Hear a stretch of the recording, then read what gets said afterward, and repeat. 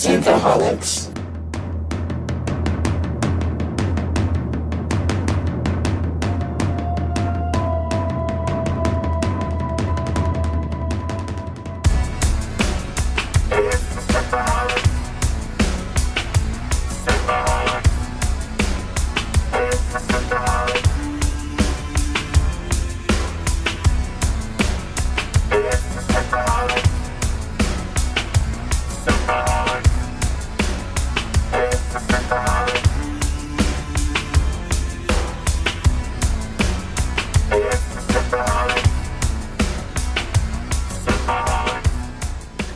Welcome to Synthaholics. Thank you so much for downloading this episode.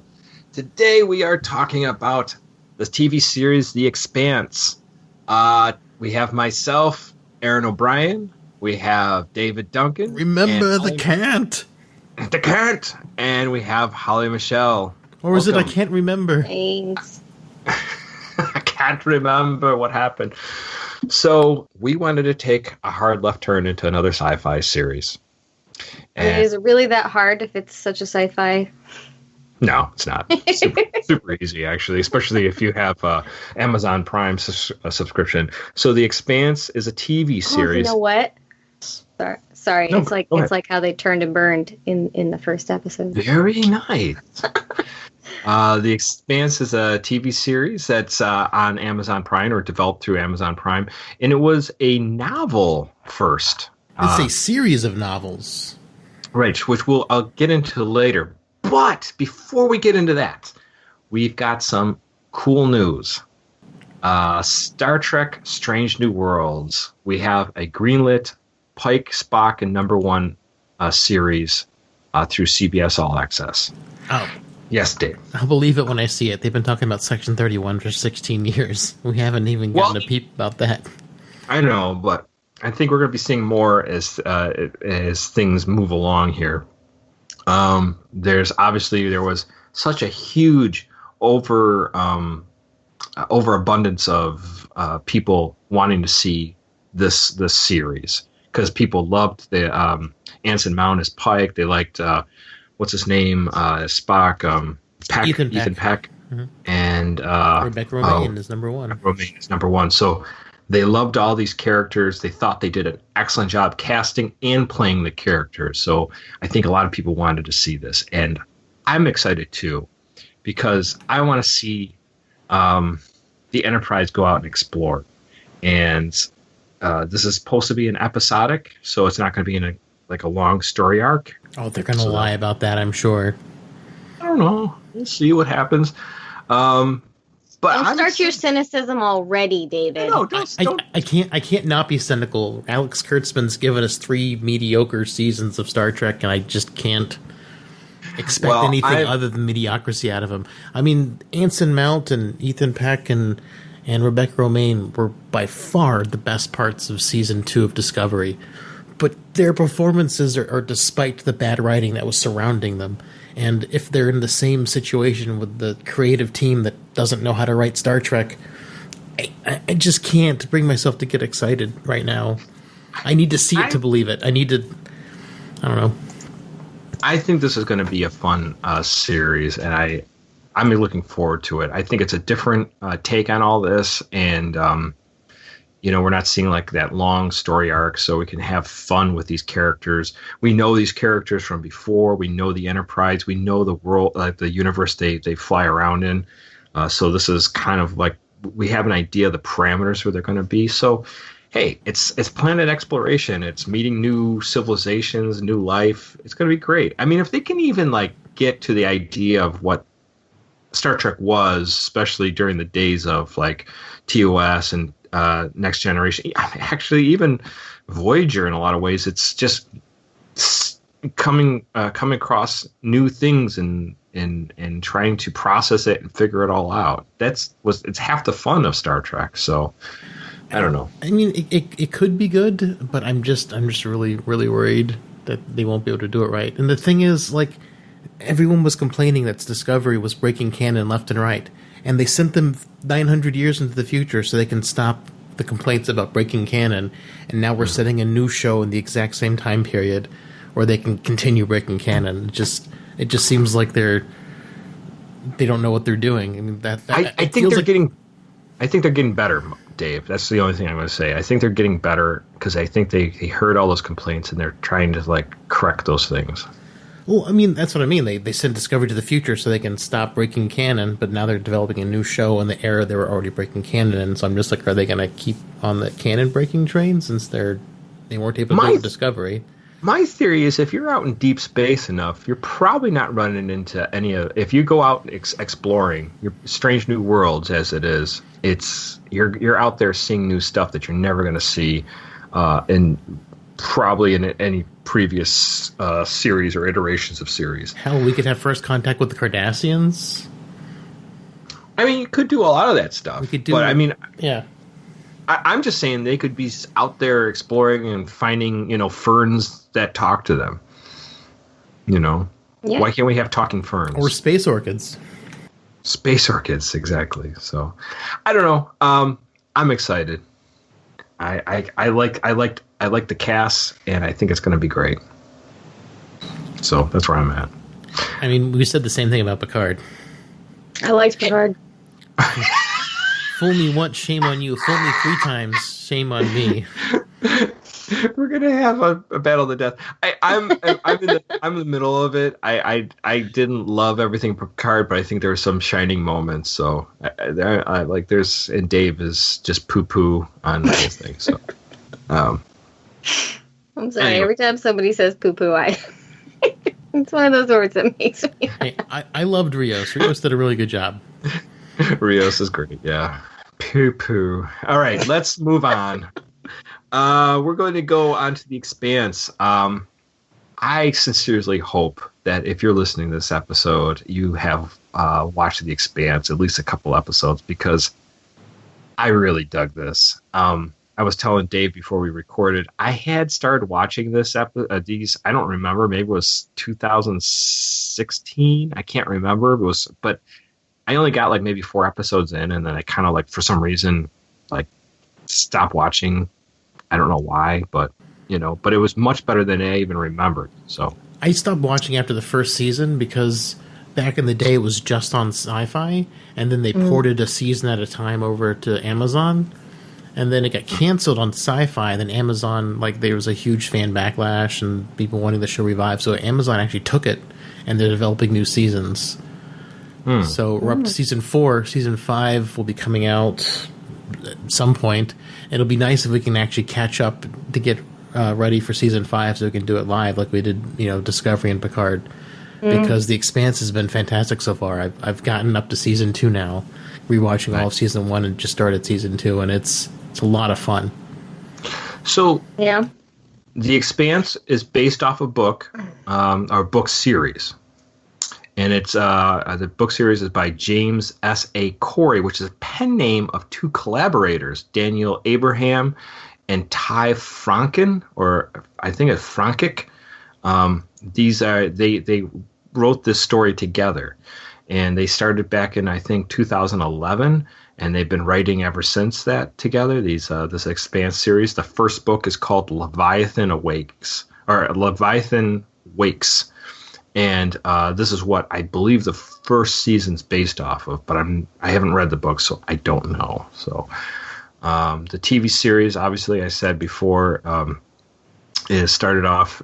You said the Sci-Fi, and then Amazon Prime picked up the series from there. So yeah. Anything else anybody want to say about this before we get into the first episode? Let's see, there's 1, 2, 3, 4, 5, 6, 7, 8 books, and book 9 is supposedly going to drop sometime in 2020. Nice. Holly? Nothing. All right. Well, we start with the first episode, which is Dulcinea, and which is, I guess, Spanish for sweetness, or it's a sweetheart. Sweetheart, yeah. So this episode first came out in November 23rd, 2015, and it starts off on the asteroid belt near Saturn, and we get this character, James Holden, who is on this on this ice freighter of the Canterbury, and they are ice pirates. So that's where that starts off. That we get these ice pirates type of characters. But the beginning of the show starts off with a young woman, and we don't know who she is at the moment, but she's Julie Meow. Meow. Or our detective friend gets very meow over her. Meow. But she is in this container or room, and she's in 0G, and she's floating around, and she's trying to escape. And like we even see her like trying to take like a water bag apart just to drink some like droplets of water, because water is so precious. Air and water apparently outside Earth is like more precious than gold. Anyways, ice pirates. So she's calling for help, and she's trying to get out, and we see her trying to get through, trying to get out of this room. And finally, when she gets out, she is going through this like ship, and this is where she comes across this weird, I don't even know what to call it. It's like it's the engine room. It's the engine room, but it's like it's some a congealed weird mess of bodies and some other substance. And she screams, and we're kind of like don't know what happens after that. So it's we don't know if she dies after that or what, but it's a pretty weird beginning. And then we jump to the asteroid Ceres, which is in our asteroid belt between Mars and Jupiter.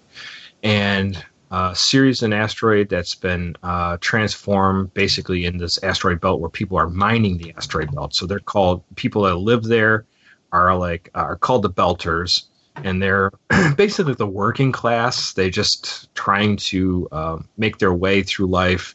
And Ceres seems to be one of the big ports or cities that are out there in space that people come in to either bring in their findings from their mining explorations, or a lot of things go down. So it's like port cities, if you can think of it that way. And we see that there are people out there like trying to. Yeah, go ahead. But it's not just. I mean, the series isn't just for the working class. There is a high class.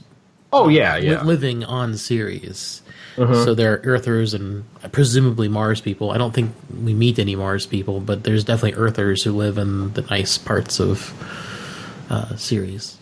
We do see some Mars people once in a while, I think later on in the series, but that show up on Ceres, but they're not like a big part of it for some reason, right now at least. So this is where we get a character named Joe Miller, and he's sort of like the detective for the Star Helix Security. And we get this like preacher, or not even a preacher. He's sort of like a guy trying to incite a revolution for the Belters. Basically saying that Earth doesn't care about you, Mars doesn't care about you, the Belters are on their own. We got to basically come together and throwing gang signs. OPA for life, bitches. OPA, which OPA stands for Outer Planetary Alliance. Is that correct? I believe that's right. Yes, I believe so. And so this Joe Miller has this another detective that's working with him, this Dmitry Havelock, and he's kind of like showing him the ropes of Ceres. And I guess during this time there's been a killer, someone's been killed at this prostitute or brothel, and this is where they're kind of like, it seems weird because this Joe Miller is sort of just like, yeah, you had to do it, whatever. We don't even know why she killed him. But apparently this guy got out of control or something, and she had to kill this guy. But they didn't really show it. It just all happenstance, I guess. So, I mean, but he doesn't seem to care either. Oh, it's serious. No one cares. Right. He's just, I mean, like, you get the feeling that they're cops and they kind of have to do their job, but they don't, like, really care. This Joe Miller seems totally on he's like a crooked cop, sort of. Like, he's on the take. He's kind of, like, callous, doesn't care. So, anyways, so we kind of get that idea. And the prostitute they meet, Gaia, we'll see her again later on in the series. So anyways, during this time, so as he's showing his partner, Havelock, the kind of like the ropes of Ceres, they end up going back to the Star Helix security headquarters, and this is where we meet Captain Shaddad, and he gets sort of like a side job from Shaddad. So Joe Miller gets given a side job to investigate this Julie Meow. Mao. I shouldn't be talking. I've been drinking. And well, the girl who gives it, she looks like the bad girl from Superman 2. Superman 2. Oh yeah, she does look like she looks Ursula. Exactly like that lady. Yeah. She like fries the snake with her eyes. I think she does that to our guy too. He just kind of looks at him funny. So it gets a side job to track down this Mao, who is a daughter of a really rich guy, and she came to Ceres at some point to join the OPA and kind of like get into this whole like underground world. Revolt against daddy issues. That's what what's his name? Joe Miller thinks, the detective. He's sort of like, oh, so she just got daddy issues and just wants to give his dad a hard time. So anyways, and apparently she's part of some racing ship known as the Razorback, which that's what he's going to be looking into. Anyways, so that's sort of like his thing that he's going to start doing, and then we get like a kind of, I guess Joe Miller goes through things like goes through the series stations and sees that people are like coughing and stuff like that because the air filters are bad, and some guy that apparently he took money for at once about to not look into the filters, saw that these kids were coughing, and he decides to beat the shit out of them and put them into an airlock and decompress it. Yeah, I love this guy because he actually plays Death in Supernatural. He looks kind of like Death. Oh, the guy who's supposed to change the filters? Yeah. Yeah, he's a pretty skinny old guy. Anyways, so and then we get onto Earth, where we meet this Christian. I'm going to butcher this name, Avasaril. I'm saying it, but she's a United Nations Deputy Undersecretary, and you see her with her grandson, playing with her grandson and stuff like that. And then she says she has to go to work, and she gets on this plane and takes her to this United Nations black site where they're interrogating a member of the OPA, the Outer Planets Alliance, gotta say, I've been waiting to see if I could interrupt you. Yeah, no, go ahead, interrupt. Her grandkid was a freaking brat. That kid's a brat. Like, didn't interrogate him apparently. And that can tell you so much about a character. Like what was it? I don't know the way through, but whatever it was, the way he threw it, and I was just like, I would have beat his ass. I wouldn't have tickled him. Well, as funny as they make it, as like cutesy, then she's interrogating this guy from the OPA who was apparently accused of carrying contraband stealth technology. Man, he could play some good basketball if he wasn't shackled by gravity. And they have him up on these hooks, so apparently people from these belters who have grown up in low gravity, yeah, they can't handle Earth's gravity, so they're the gravity torture. Yeah, they're basically holding him for 10 hours up on these hooks, and he's just in immense pain from the gravity. So she's trying to get him to just say, hey, just tell me who gave you this tech, who gave you this mission to do, and he won't answer. So, and then from there we kind of get an idea what her character is about and what's happening with that, and then back out in space, the Canterbury, or as Dave says, is called later, the Cant, is they're hauling ice, and they're getting ice together to make this on time bonus for. So they deliver ice on time, and it's they have a big haul of it. They're going to make a lot of money, so they're all going to get these bonuses. But they get this message of an SOS, basically a distress message. And they have to decide about, if they're going to go and check this out. We want a bonuses. Fuck that shit. And this is where we meet James Holden, who is I guess he's the second command. And we meet the Captain McDowell, who is like, he's lost his mind. He's walking around in soil, talking about flowers and in flower beds. It's Mike from Breaking Bad. Yeah, exactly.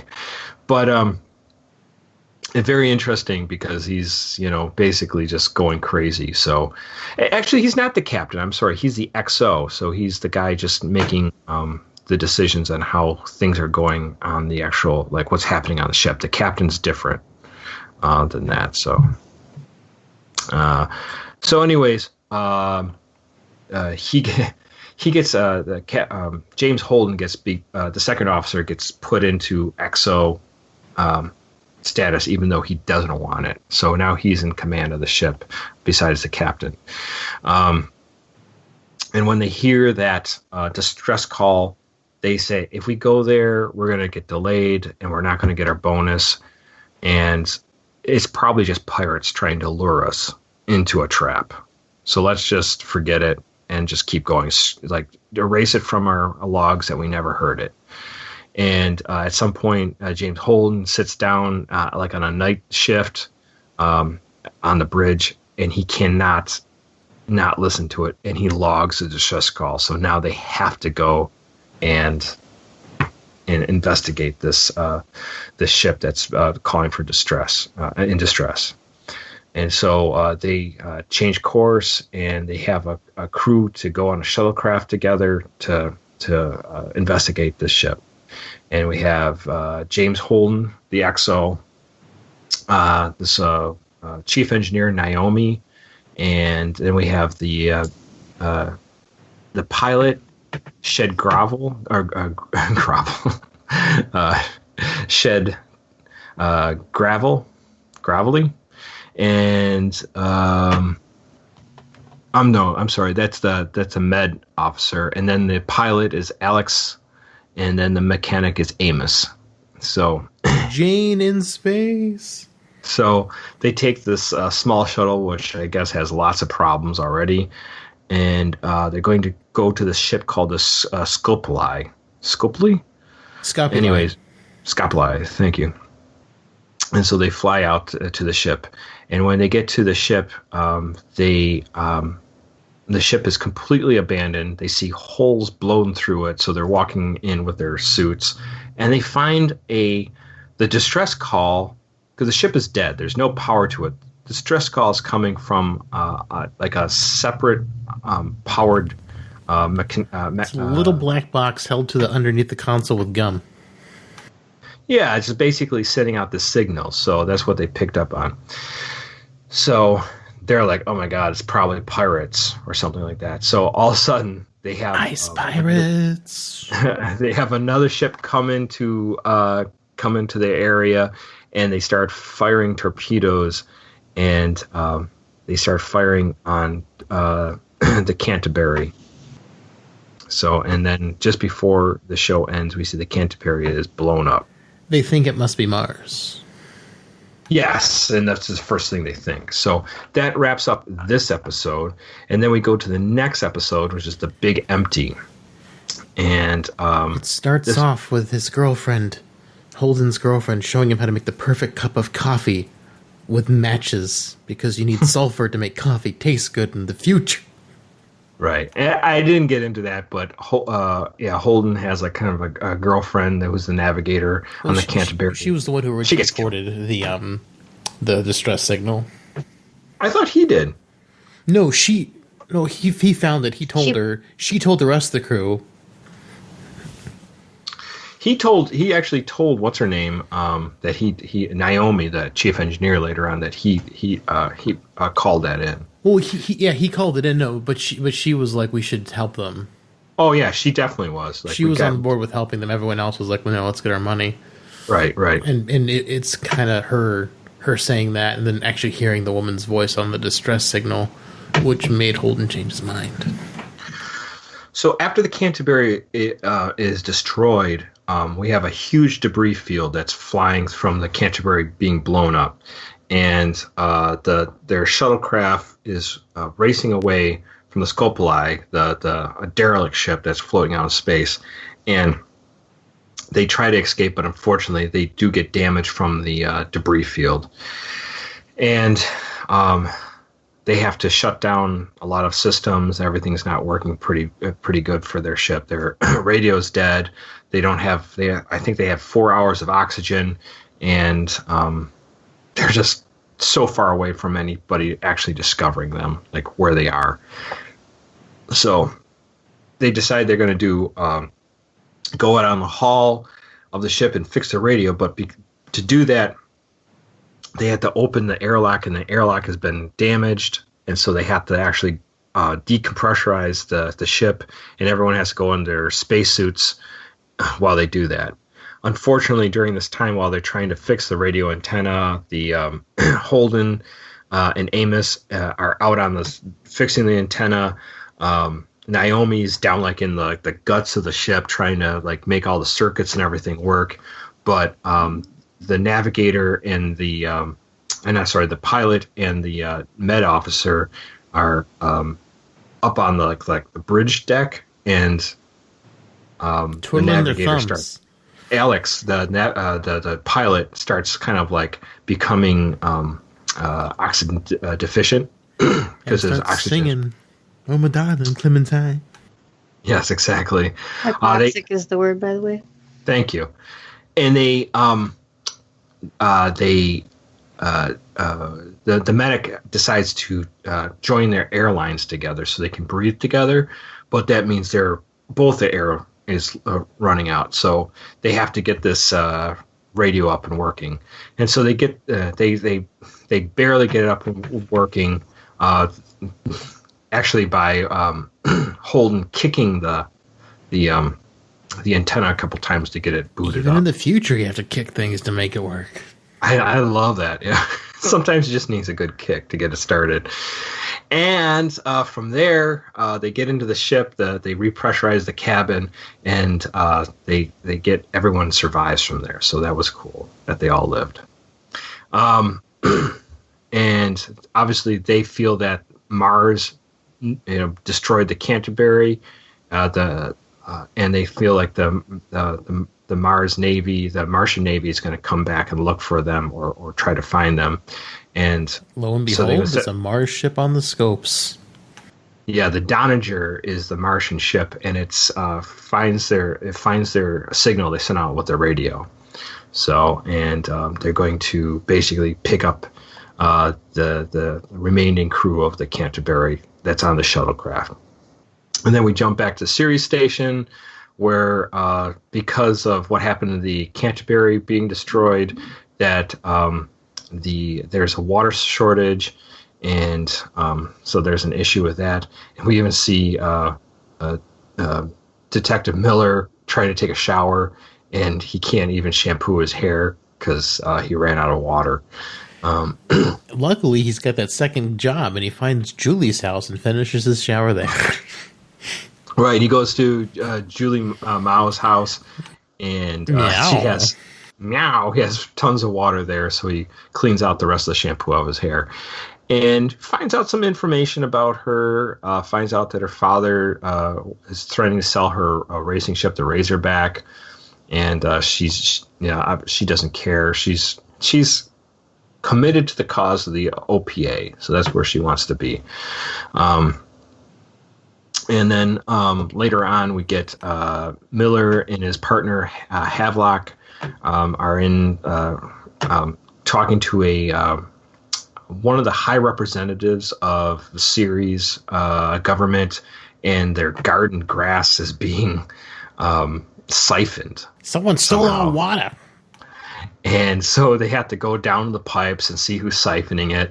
And they come across these gang of hoodlums, basically, who are doing that. So they have to rough them up and then let them go. That's what Miller decides to do, Detective Miller. So like, just let him go. He roughs them up a little bit, but tells them get out of here, kind of thing. So then Miller has a date with the guy from Chernobyl. Yeah. So yeah, exactly. So we had the character. What's his name? Dawes. Andrew Dawes. Andrew Dawes. Yeah. Yeah. He is the head of OPA, and he goes down to talk to. Actually, I don't think he met him yet in this episode. Oh, he didn't? Oops. Yeah. It's all running together in my head. Yeah, I know. Sorry. I watched ahead of this too, but he doesn't meet Dawes yet. But so he goes down to the docks to find out anything about the Razorback, and he finds out that the dock master remembers Julie Mao, and telling he beat up some another dock guy for like talking rude to her, so she beat the shit out of this guy. And that he says he remembers going onto this ship called the Scopoli, and obviously Detective Miller doesn't know about the Scopoli being on entangled with the Canterbury story yet. Right.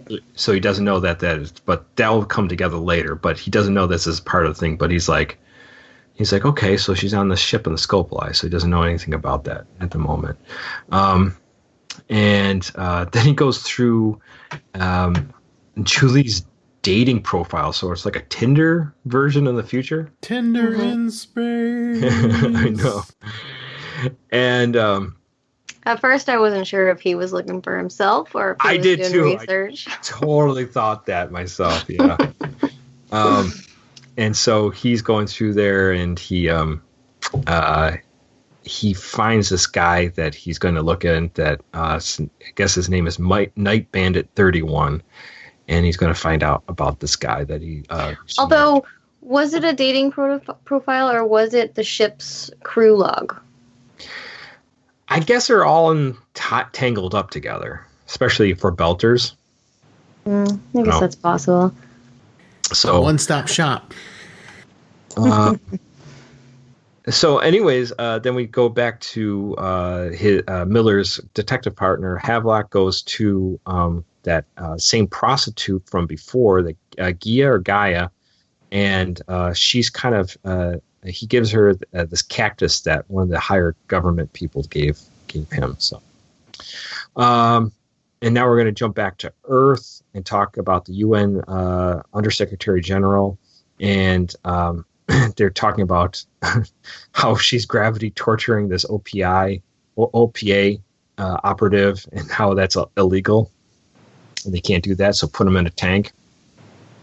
And so she does do that, and this guy basically won't tell her anything, but she knows that he's tied into somehow, and he just won't give up anything.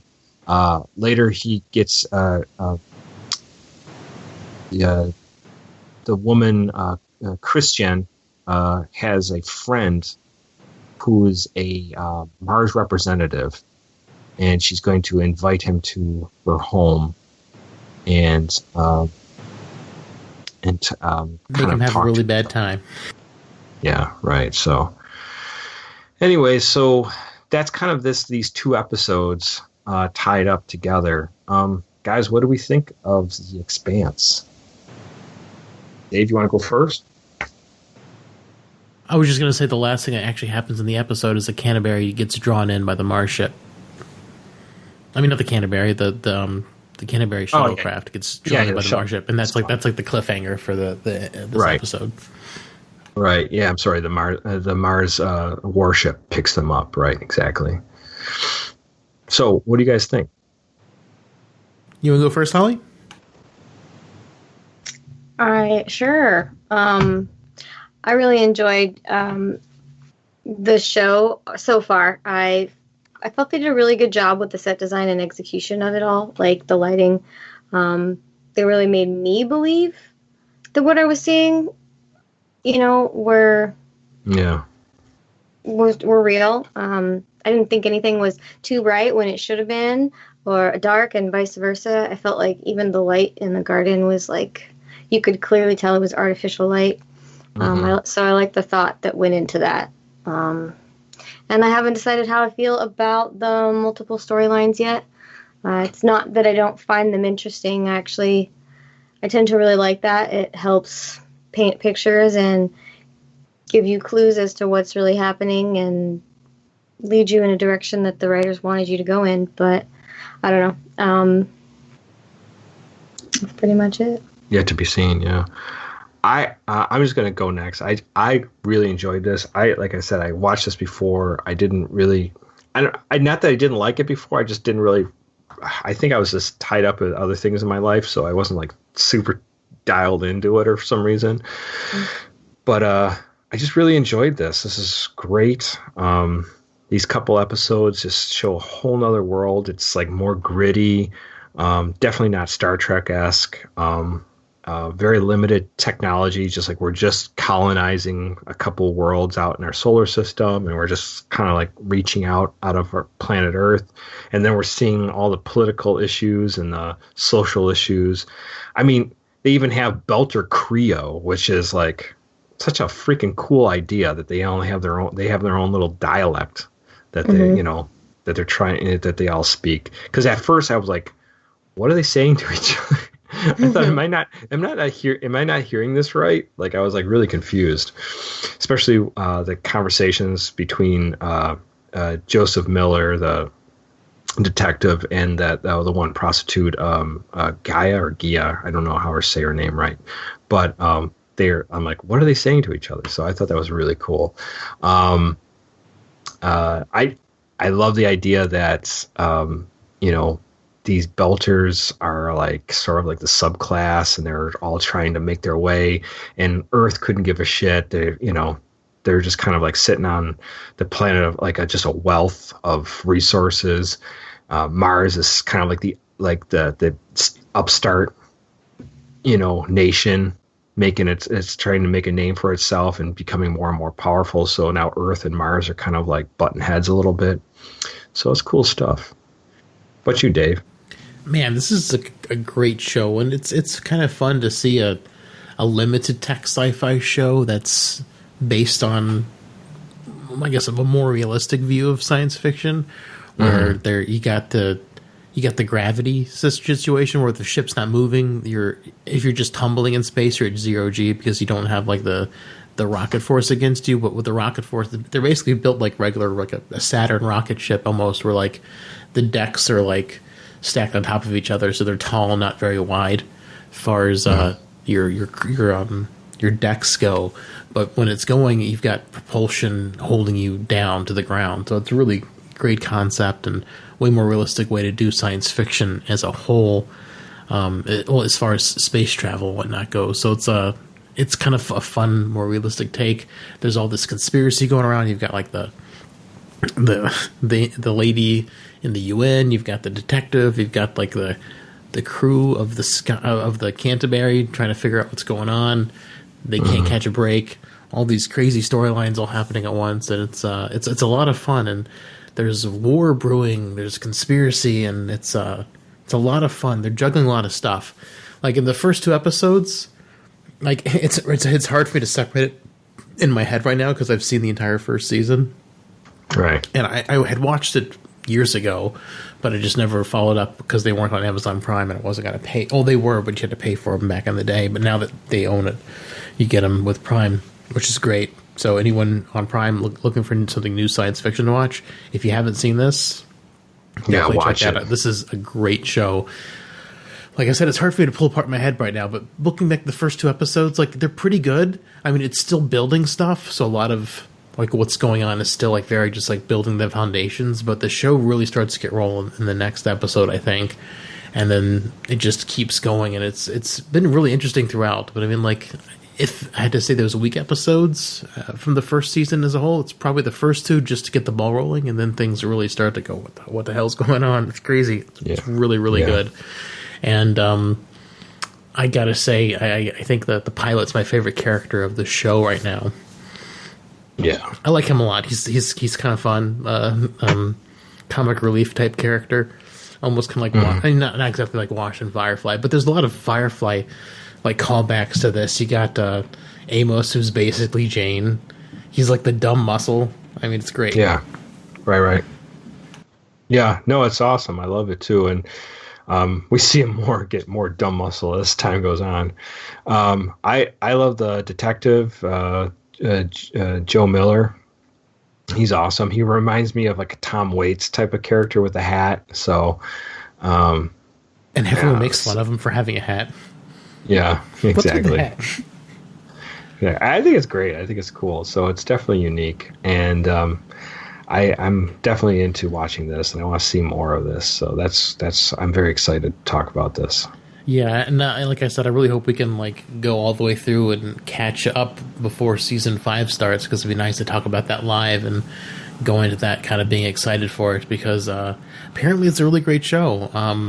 Because people wanted it to come back after Sci-Fi canceled it, so I mean, it can't be that bad if they did the fan letters thing like they did for Star Trek to get it another season. Exactly right. It's gonna be fun. Definitely. I'm excited to talk about this more often. Maybe we'll just become just talk more Expanse in the next couple episodes, and we can have fun with that. Oh yeah, for sure. I'm excited. I hope you guys are excited too, because I know we've been kind of down on Star Trek, or at least I have. And I mean, Aaron says he's in the middle ground, but he's kind of been down on it too. Sure, talk for me. Yeah, I don't know. Like, I feel like we make the same points, but we both come to different conclusions. So I don't know. Jumping to conclusions, Matt. I don't know. Yeah. It's great. I do like the detective a lot too. Unfortunately, I think my least favorite character is Holden, as far as like the main lot go. Yeah, he's like, he starts off like you're kind of interested in him, and then he kind of like peters out. Yeah, I mean, I think he's almost too much of a do-gooder. But like the lady at the UN, like she seems like a super shifty right now. So she's like a sexy lady. I like her. I love her costume too. That voice. Ooh. Her cigarette voice. She does have a nice voice. No, it's a good voice. It's a good voice. I keep waiting for her to like reveal a hole in her neck she's smoking from constantly. I like it. There's something about it. I can't quite put my finger on it. She's also like the Commodore or Admiral or something in Star Trek Beyond, the third of the reboot in the films. All right, she wasn't she? She was in it for like real quick. Yeah. Well, she's like the beginning and the end, because Kirk goes and resigns to her. Then he goes back to her at the end. He's like, no, I'm not going to resign now. Yeah, I her like she's got the I don't know if they're Indian or Iranian or whatever, but those costumes. I mean, the outfits look very Indian. Yeah, I just love it. It's cool stuff. Yeah, and she's a great actress. I mean, everyone's really good, I think, in this show. Most of the people I don't really recognize. Like, I recognize the guy who played Death. I recognize, the guy from Breaking Bad. I recognize her, and everyone else is the cop kind of looks familiar, but I don't know what I've seen him in before. Yeah. No, I a lot of them I don't really know. I know what's his name, Thomas Jane, who plays Joseph Miller or Joe Miller. Yeah.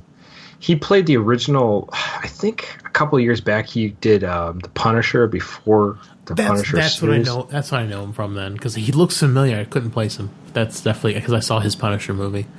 He's done a lot of stuff actually. I'm sure he has, but I just couldn't put my finger on anything he's been in. But I definitely saw his Punisher movie. Yeah, which wasn't that great. I mean, he was okay. What was it? It was in something else. I can't remember. Another series. I can't remember. For some reason, I was thinking it was Constantine, but I know he wasn't in Constantine. It escapes me right now. But anyways, so yeah, good stuff. Very excited to talk about this more in the future. So, that's what it is. The Mist, the Stephen King movie. I don't think I saw. I saw like the old Mist. Well, that's what from way back in the day. It's just it was like a 60s version of it, like a really old. Or no, it was the Fog. I'm sorry. It was the Fog. I'm sorry. I saw the Fog, not the Mist. Yeah, no, the Mist is it's like these not animals. These creatures come out of like a dimensional rift, and like all these people are stuck in a supermarket, and so they all have to like figure out what they're doing. So, it's really creepy, and the ending is so heartbreaking. Oh my god. If you get triggered easy for things, do not watch this movie. But anyways, it broke my heart. Anyways, so the Expanse, cool stuff. Definitely, let's get more of this in our lives. So, guys, if you have not heard, we are doing a shorter extra episode on the Book of Dune. Check that out if you have a chance. We'll be putting those episodes out, and there'll be something to look forward to. If you have the book Dune, or if you can download it or get your hands on a copy, you can read along with us. We're going to do 2 chapters a week, maybe 3, depending on the size and length of them. So, and how much time we have, of course. Yes. So those will be coming soon, sometime after this episode. Yeah, so check those out. And as well, we're going to be talking about more Expanse, and we have Strange New Worlds, and we have a lot of stuff coming up to look forward to for sci-fi and other interesting things. So, absolutely, very exciting. Can't wait to get more into the Expanse. It's been a great ride so far, and it's just really nice science fiction. Really nice. Yeah, very cool. Guys, if you want to contact us, if you have different ideas or thoughts, you can go to our Facebook page. We can go to Facebook.com/groups/Synthaholics. Contact us there. You can also contact us through email at synthaholics@yahoo.com. You can tweet at us at Synthaholics Duo. And if this show is something you want to support, please go to our Patreon.com/Synthaholics, and you can donate there. Guys, thank you so much for listening, and we can't wait to get into more stuff. So live long and prosper, one and all. Remember the cant. One and all. One and all. Well, McCoy, my boy, come mix me a drink before the night's over. I'll puke in the sink, and we'll cry till we laugh, and we'll both shit our pants. You're the best drinking friend I ever had.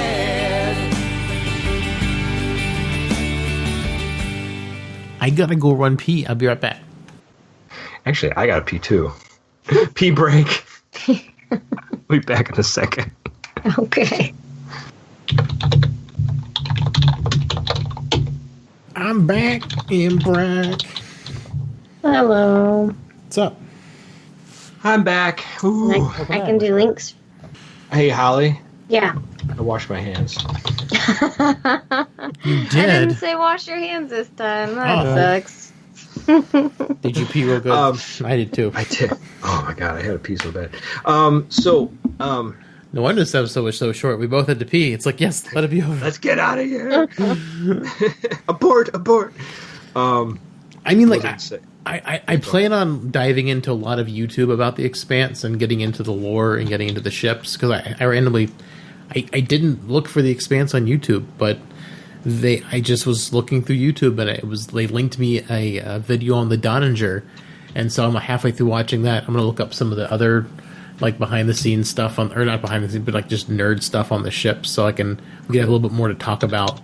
Because I mean, like it's not like Star Trek where there's like a moral dilemma usually to talk. I mean, I guess there's some moral stuff in it, but I mean later on, but it's not like Star Trek specifically. It's a grander scheme type narrative. Right. So like I guess there's just not a whole lot to talk about because it's just the building blocks of what's to come. Right. So yeah, I want to dive into like the lore of it a lot more. So I got a little bit more things to talk about and discuss with the Expanse. So news. Do we want to put this Expanse episode out first before the quarantine episode? Yeah, I can do that. You're all right with that? Yeah, it's not very long. I'll just do like a non-real edit. I mean, it's a short episode. Even now, we're only at 52 minutes.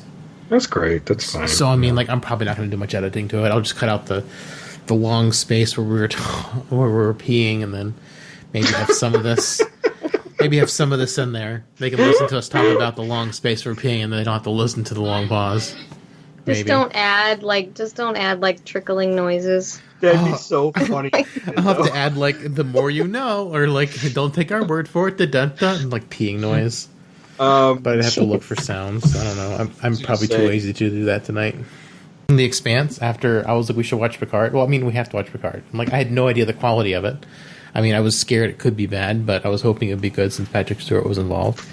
She did not trust me. Oh, Holly just said Up in a few. Okay, cool. Okay. Nice. So she didn't trust me. But like she actually asked yesterday to watch The Expanse. I was like, okay, let's watch it. I was like, sweet. Oh, I really like this. And it's funny, I think I watched up to 5 episodes before. And some reason I stopped watching. I can't quite remember why. Well, the thing is, yeah. Go ahead. When they got away on the Martian ship on the shuttle, or that small ship on the Martian ship, that's where I stopped watching. So, like, I don't remember why I stopped watching, but I probably was just because life was just getting in the way and I just couldn't get into it, as much as I wanted to. Yeah. But, yeah, I'm like, this is a great show. This is a fantastic show. I'm so excited to talk about the show, and I really think so season 4 is out. Season 5 is not out. It'd be nice if we could catch up to the point and talk about season 5 live. It'd be kind of awesome. Yeah. I mean, if we want to talk about this for the next couple of weeks, I'm all right with that. Yes, I'll be totally down for some Expanse. Oh man, it's good. It's so good. Yeah. It's like what Picard should have been. I don't think a Picard could have been this, but I mean, it's just the quality. But this was a book beforehand. Yeah, that's the thing. When things are a book beforehand, that's a huge leg up. That's why Game of Thrones was so good for the first couple seasons. Right. And then when they ran out of books, the quality took a giant nosedive. Yeah, so somebody sits down and figures out plots and characters, and then they have a template to run off of, Yeah. So, I don't know. I mean, I guess we can just see where everybody's at, but... God, this is so great. This is so good. I'm excited to talk about it. Yeah, this is like a sci-fi show I really want to watch. I want to see more of this kind of shit. Yeah. Totally. I mean, that makes me excited for Wheel of Time too, because Wheel of Time is, giant book series. So I mean, is that Amazon? Yeah, it's gonna be on Amazon. Oh, nice. Okay, I thought that was for some reason HBO. I don't know why. I think Foundation is supposed to be on HBO. Oh, maybe. I don't know. I don't know about Foundation or not. But man, I mean, the stuff adapted from books has been so good. All the original stuff has just kind of been garbage. Oh, I know. Like The Boys was an adaptation. The Boys was amazing. Yeah, I have some of the actual Boys original comics from early 2000s or whenever that came out. I don't know. Nice. Yeah, I'm super pumped for the Expanse, and I think so. I was looking at how the books and the show line up. So season 1 is most of the first book. Season 2 is the end part of the first book, and then the first part of the second book, and then they apparently wrap up the third book and all the second book in the third season. So they're still even though they didn't perfectly fit it in all in one season, they are like there's still 3 seasons for $3, even though they didn't finish each one inside each season, which is kind of nice. Okay. And I hear that's what they're going to be doing with Wheel of Time too. They're suspecting that they're going to finish the first book in the first season and start the second book, and just barely start the second book at the end of the first season. Gotcha. For Wheel of Time. Yeah, so it'll be interesting. Yeah, I'm pretty excited to talk about this.